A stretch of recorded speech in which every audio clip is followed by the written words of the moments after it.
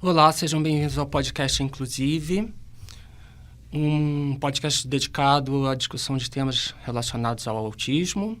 Eu sou o apresentador Bruno Frederico Miller e hoje nós vamos começar com Marx Osório, Marx como o filósofo Karl Marx. Marx, vamos começar falando um pouco sobre você, sobre a sua trajetória. E aí você me conta também como é que foi a sua infância e como é que foi o seu diagnóstico. Pergunta simples para resposta complexa, né? Bom, primeiramente, boa tarde a todos e a todas. Eu sou nascido no interior da Bahia, cidade de Santa Maria da Vitória, tenho 28 anos e a minha infância foi praticamente toda lá na minha terra natal. Fui diagnosticado com autismo há pouco mais de um mês, acho que quase um mês. E assim, eu moro na cidade de Goiânia desde 2015. Eu vim para Goiânia depois que eu terminei o ensino médio para fazer faculdade. Tinha alguns parentes do meu pai que residem aqui, né, há muitos anos. E ao longo da minha vida, eu passei por diversas situações, principalmente em ambiente escolar, ambientes públicos, muito complicadas, né? Tive muitos problemas de relacionamento e de socialização, mas por eu ser um aluno que ia muito bem, que conseguiu, no geral, ir bem e fazer aquilo que foi proposto, né, pela escola, acabou que eu passei batido durante mais de 25 anos, né? E a pergunta foi meio geral, mas basicamente até o final do ano passado, eu não fazia a menor ideia do que era transtorno de espectro autista e também o que eu havia escutado falar sobre. E a ideia que eu tinha a respeito do transtorno é aquela ideia que muita gente que não tem vivência nenhuma com autista tem, né? De ser aquelas pessoas mais comprometidas, que têm estereotipias, que não conversa, que não consegue ter uma vida ativa, funcional, etc, etc. E foi graças a eu ter conhecido o trabalho do NAIA, que é o Núcleo de Inclusão Autista, que eu comecei a conhecer pessoas que são autistas e que são pessoas que têm uma vida funcional. Isso é uma coisa que me trouxe certa curiosidade no começo e, de certa forma, eu me identifiquei bastante no começo. Então, você tem uma trajetória interessante, porque, me corrija se as minhas informações estiverem erradas, mas a sua esposa, ela é musicoterapeuta no NAIA. Sim. Você nunca tinha ouvido falar no transtorno antes, e aí você começou a conhecer pessoas autistas. Uhum. Mas o que deu o clique? O que foi que fez você desconfiar que talvez você também fosse um? Tem um colega meu, colega de faculdade, né? Para quem não sabe, eu fiz farmácia na UFG. Ele foi diagnosticado antes de mim e foi lá. Ele também fazia parte do NAIA, né? Ele faz parte do NAIA ainda. E ele foi a primeira pessoa que meio que jogou no ar, assim, que eu poderia ter alguma coisa, mas de maneira bem sutil. Na hora eu nem peguei, nem desconfiei que fosse. Que falando assim, um dia eu encontrei ele lá e ele falou: que dia que você vai participar mais ativamente do NAIA? Eu olhei assim, como assim participar mais ativamente? Porque eu sempre fui músico voluntário lá, né? Eu sempre participei das apresentações, sempre ajudei o NAIA de maneira voluntária, mas participar como membro mesmo, porque tem que ser autista, né, para participar, é voltado para isso. E aí eu fiquei pensando nisso, mas assim, eu falei, né? Deve ser alguma brincadeira. Eu não levei muito a sério na hora, né? Depois, uma outra feita que eu encontrei com ele, ele jogou uma outra coisa no ar, né? Ah, você já pensou em procurar um psiquiatra? Do nada, assim, né? Eu assim, às vezes sim, né? Acho que a maioria das pessoas vai precisar de alguma ajuda para saúde mental em algum momento. Eu não tenho preconceito nenhum com isso. E o fato de eu ter uma esposa que trabalha com saúde mental, que tem um conhecimento sobre o assunto, que já vinha me mostrando várias coisas, é uma coisa que me fez lidar com naturalidade. Mas, de fato, a primeira pessoa que me chamou para conversar e que falou diretamente, que falou abertamente e que me, entre aspas, confrontou a respeito do assunto foi o Marcelo, o presidente do NAIO. E foi de uma maneira bem descontraída, num evento social que a gente tava, numa festa, né? E, cara, eu tô te observando há muito tempo, né? E de muito tempo, já tinha mais de anos já que eu conheci ele, né? E assim, talvez você tenha algumas características que pode bater com autismo, ou no mínimo um TDAH. Ele falou assim. E foi quando o NAIO começou a fazer uma parceria com uma clínica. E eles estavam indicando pessoas para fazer a avaliação lá, para ver como é que é, a forma que eles trabalhavam, para que o NAIO pudesse começar a indicar paciente para fazer terapia com eles com regularidade, né?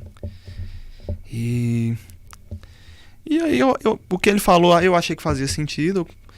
Entre o que ele falou comigo até o dia que eu fui fazer a avaliação de fato, se passou mais ou menos um mês, foi no período de férias.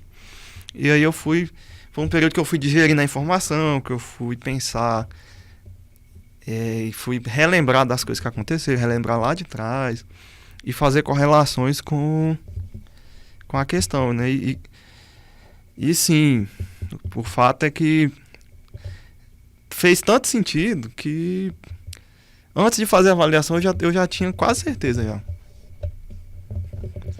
E quando você recebeu o laudo, qual foi a sua reação? Eu fiquei feliz, porque eu já estava assim com o sentimento de que era verdade mesmo. Mas eu queria uma confirmação de um profissional, né, que entende do assunto, para bater o martelo. E, de certa forma, eu me senti muito aliviado de saber que tem explicação para certas coisas da minha vida que eu passei, né?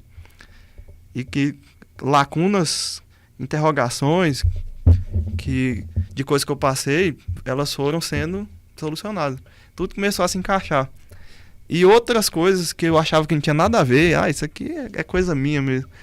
Realmente eu comecei a associar que era de fato, que tinha origem do transtorno, né?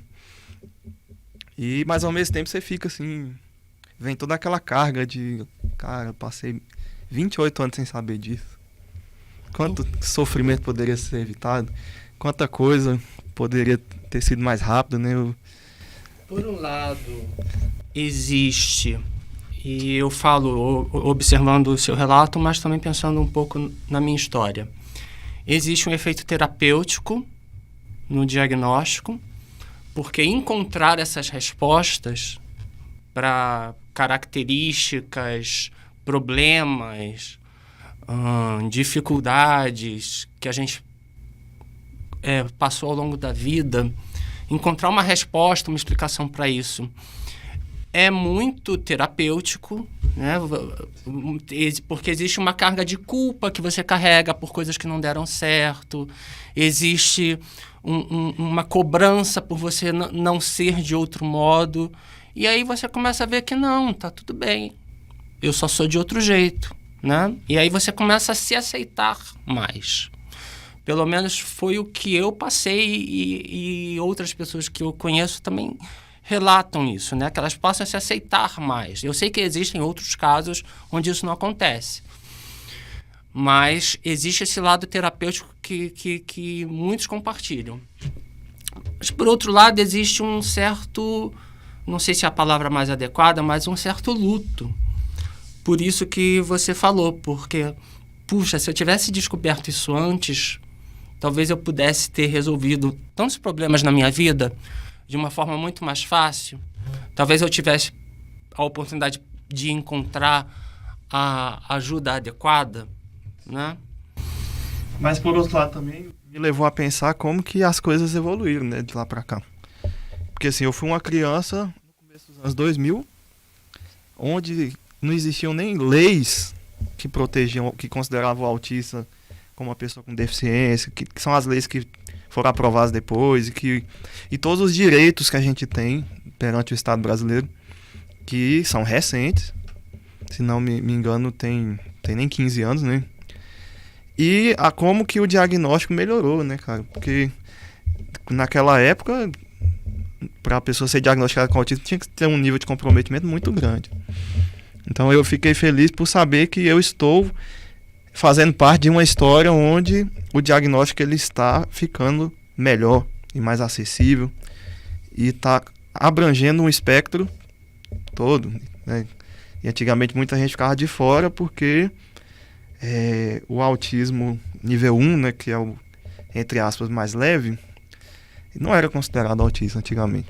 Isso, é também um testemunho de inclusão, né? A sociedade está se tornando mais inclusiva e também de maior conhecimento sobre o autismo, maior aceitação dentro da sociedade.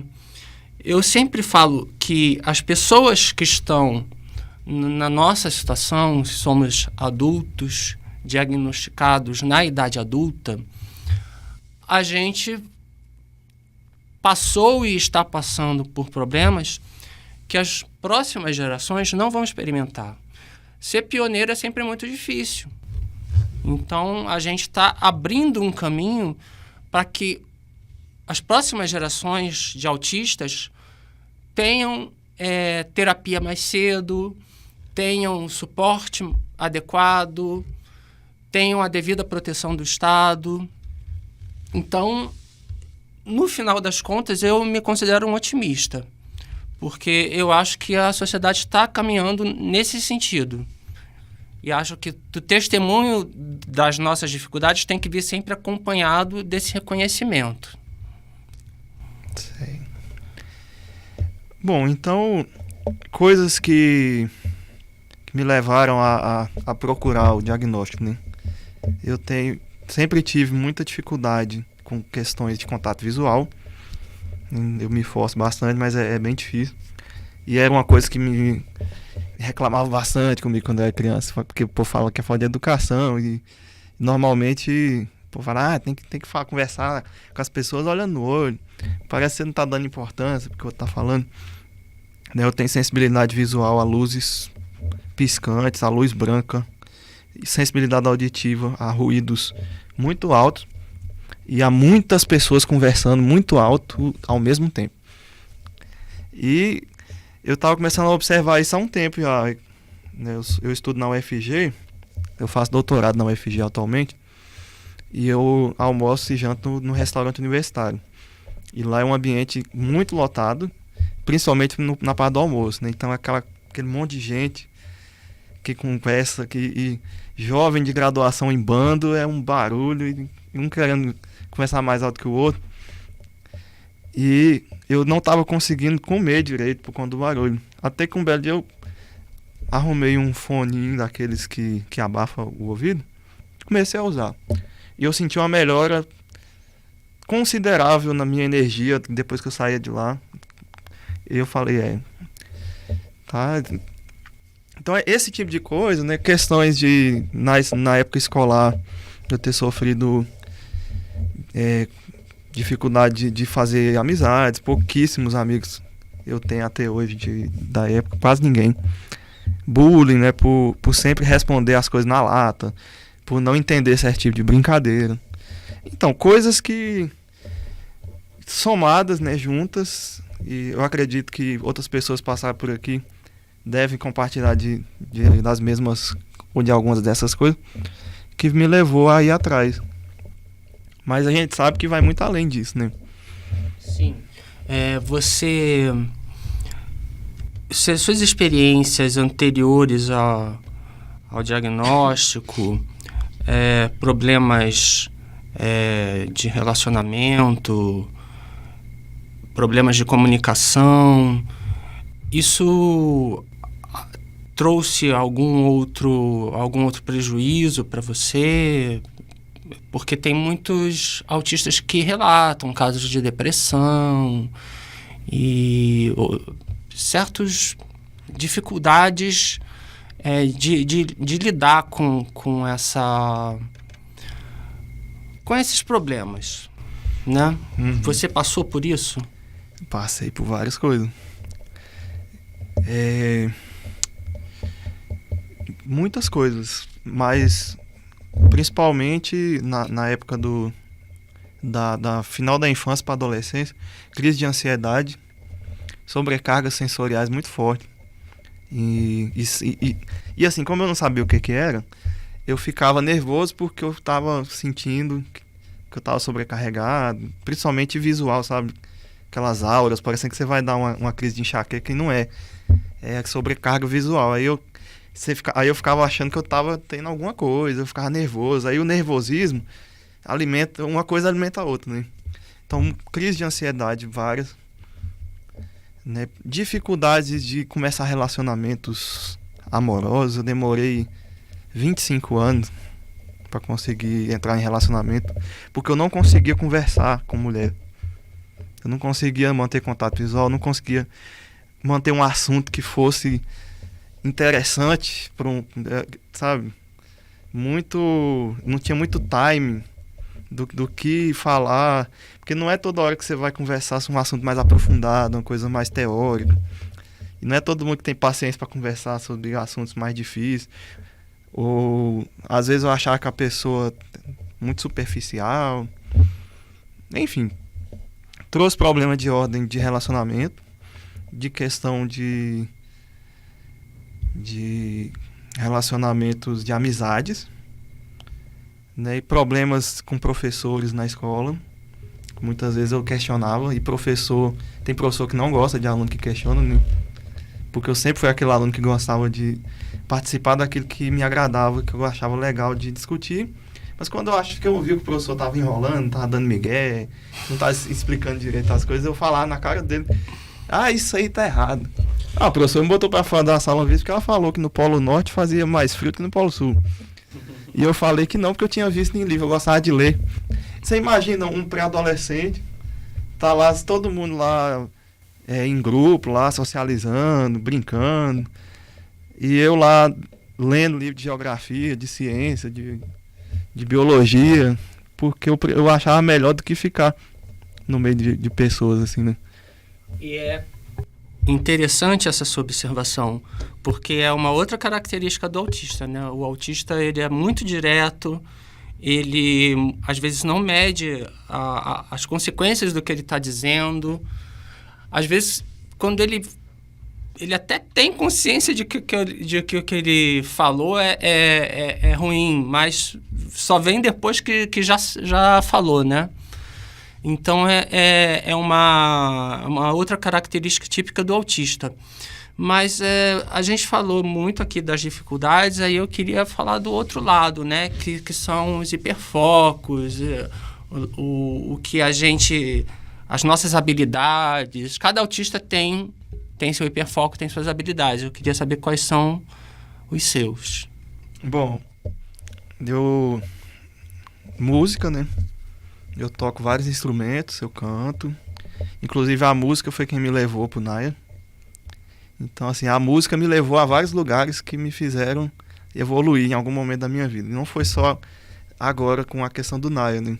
Tanto na época que eu era adolescente, eu passei por uns problemas que eu me envolvi com umas pessoas ruins e quase me dei mal por conta disso. A música me levou a conhecer pessoas melhores, que me acolheram e que eu aprendi muito. Eu gosto muito de ciência, de modo geral, né? Principalmente ciências tecnológicas, química, física, biologia. Eu faço doutorado em ciências farmacêuticas, com enfoque em química analítica. Então, toda essa parte mais exatas / biológicas é um dos hiperfocos que eu sempre tive. Xadrez é um hiperfoco que eu tô tendo bastante há um tempo já. E também gosto muito de futebol, não sou bom, sou horrível. Mas eu gosto de acompanhar, gosto de jogar às vezes também. E assim, hoje em dia eu encaro as coisas com mais naturalidade, né? Porque em alguns momentos da minha vida eu tive uma autocobrança muito grande em tentar fazer aquilo que eu faço na melhor maneira possível, um perfeccionismo, fruto de uns lugares meio complicados que eu frequentei, que eu passei, que foram importantes para mim naquele momento da vida, mas que hoje já não faz mais sentido e que tinha essa questão da autocobrança muito forte. Mas se você me perguntasse assim, o que eu acho que eu sei fazer de melhor atualmente, eu acho que é música e a parte de estudo, né? E me fala um pouco sobre essa sua relação com a música, quais são os instrumentos que você toca, a partir de que idade você começou a tocar? Eu comecei a tocar com 13 anos. O meu pai, ele viu que eu tinha um pianinho de brinquedo lá em casa e que eu tava começando a pegar algumas melodias e começando a tocar de ouvido sem saber nome de nota, sem saber nome de nada, né? E aí ele percebeu que eu tinha um ouvido musical interessante e me colocou numa aula de música. Eu comecei com aula de teclado, fiz 8 meses de aula de teclado com um professor lá na minha cidade mesmo. E aí depois disso eu fiquei um tempo sem tocar, porque eu me envolvi com as questões complicadas que eu tinha falado agora, né? Depois que eu saí dessa situação, eu fui para a igreja evangélica, eu fiquei 8 anos na igreja evangélica tocando. Lá eu aprendi a cantar também e aprendi um pouco de violão e contrabaixo. Você tocava teclado? Sim, o teclado é meu instrumento de origem.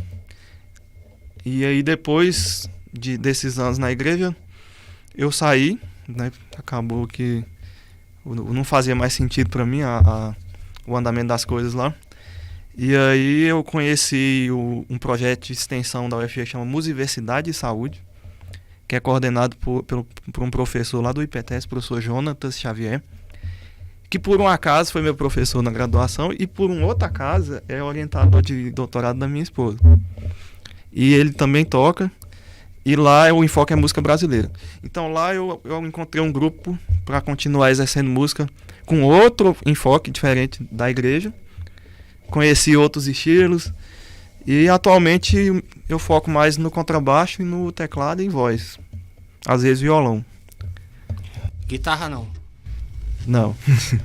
Tenho vontade de estudar, mas acabou que eu não foquei muito ao longo da vida, assim, porque esses outros instrumentos, eles, por onde eu passei, precisava mais de alguém para tocar, né?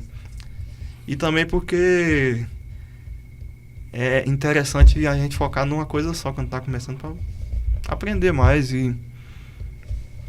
mas talvez, quem sabe um dia.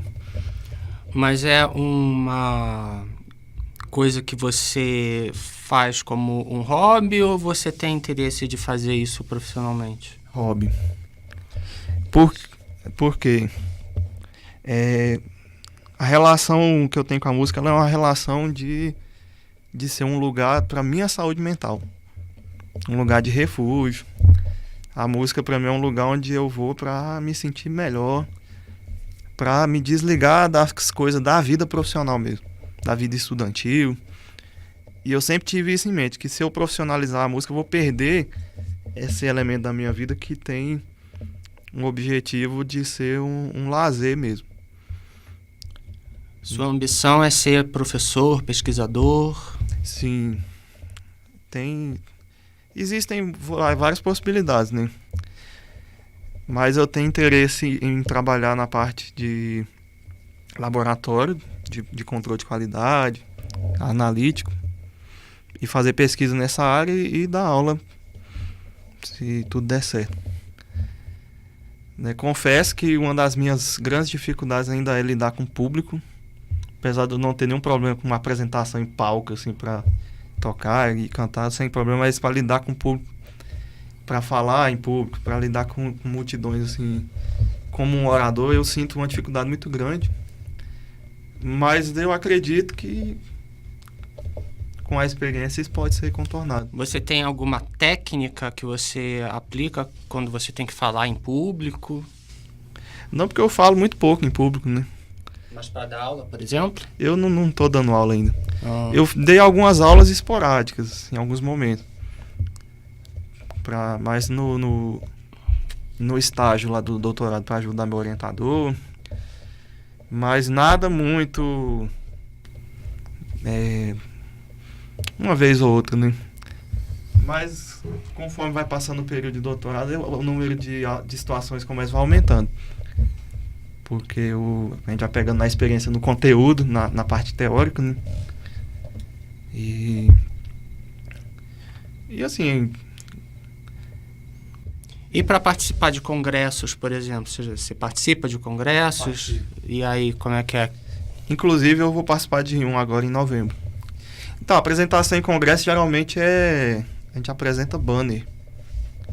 E aí, eu não tenho dificuldade de falar, assim, você pegar um assunto e falar para uma pessoa, para um grupo de pessoas, assim, menor, é tranquilo.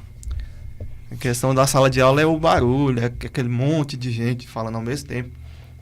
E o fato de que eu também não gosto de gritar, né, eu gosto de conversar de uma maneira mais tranquila, assim, mas... eu tenho a dificuldade oposta, porque eu não consigo lidar com pequenos grupos.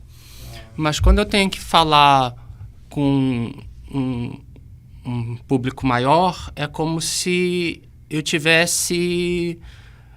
não tivesse estabelecendo uma relação pessoal com ninguém, entendeu? Para mim essa é a grande dificuldade, estabelecer relações pessoais. Eu me lembro que a minha orientadora, na época da graduação, ela me pediu para fazer uma apresentação porque eu era muito tímido e ela achava que eu precisava praticar apresentação para a minha carreira profissional. E aí, quando eu fiz a apresentação, ela ficou surpresa, porque eu fui muito bem. Mas porque, como eu estava falando para a turma, e numa turma universitária, quando você está fazendo uma apresentação, geralmente não tem esse problema de disciplina, como a gente fala, né? Porque todo mundo vai apresentar também, existe uma relação diferente entre professor e aluno, as pessoas estão lá porque querem. Então, assim, numa situação assim controlada e sem precisar desse relacionamento mais pessoal, eu tinha um bom desempenho, mas não conseguia falar com pessoas em pequenos grupos. Sempre foi uma dificuldade para mim.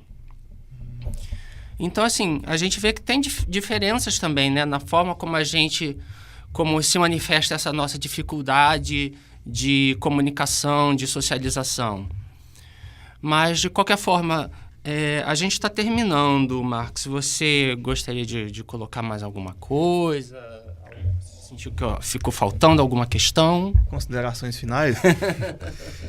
Bom, eu queria agradecer a oportunidade, né, o convite para participar dessa entrevista, né, achei muito bacana. Fiquei muito feliz de saber que você ia me entrevistar, que eu não estava sabendo. Né, muito legal.